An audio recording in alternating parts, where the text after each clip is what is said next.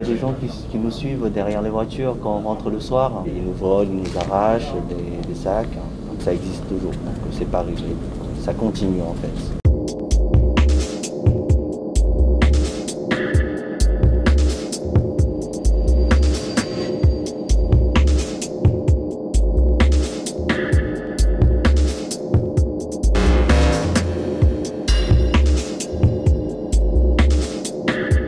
Ils disent que les Asiatiques ont toujours du liquide dans leur poche. Mais maintenant, la nouvelle génération, il n'y a plus de liquide dans la poche. Les gens croient qu'on a beaucoup de 2000, 3000 euros. Finalement, c'est faux.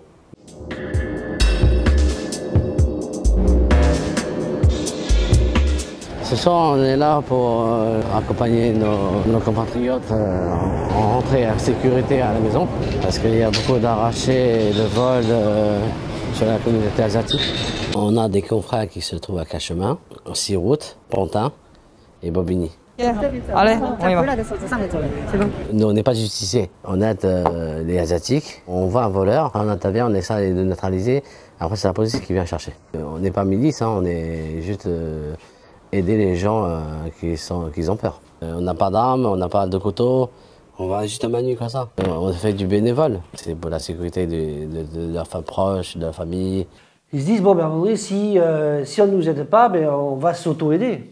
Et spontanément, on ne peut pas condamner ça d'autorité. Donc c'est pour ça que dès qu'on a eu vent de ces démarches-là qui commençaient à germer dans les têtes, on est allé discuter avec eux en leur disant que s'ils s'engageaient dans cette démarche, bien évidemment, ils seraient confrontés à des risques d'affrontement sur le terrain, qui devraient donc rendre aussi des comptes à la justice si il devenait à y avoir des incidents. C'est des dérives qui ne feront qu'aggraver les risques de confrontation permanente.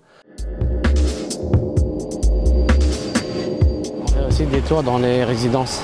S'il n'y a pas eu de casse, tout ce truc de vol. Surtout les commerçants qui rentrent la nuit à la maison et se fait toujours faire braquer, arracher le sac. Souvent on part en violence. Au Aubervilliers, ça s'est passé. Un Chinois qui a marché dans la rue s'est fait taper un caillou et le mec est décédé à l'hôpital. Il y a pas mal de choses, des cas, des blessés, des yeux crevés. Il y a plein de choses. On a mis en place, c'est-à-dire des groupes chat. C'est-à-dire ceux qui ont besoin d'aide ou que ça, il y a des problèmes, ils nous appellent.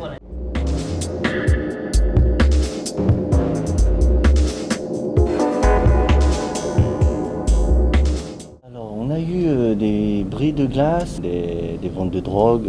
Donc, comme on est situé près du métro, il y a des gens qui vendent de la drogue, des cigarettes, ils nous volent, ils nous arrachent des sacs. Toujours des problèmes, ça existe toujours.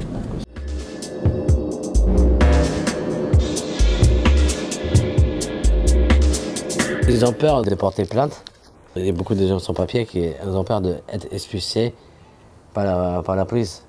Chaque fois, on dit de nos confrères et compatriotes, allez porter plainte, allez porter plainte. Si vous n'êtes pas là, on est là pour vous aider pour porter plainte. Comme ça. D'accord. La police de Laconda fait beaucoup d'efforts. Mais je crois qu'ils ont besoin beaucoup plus de renforts.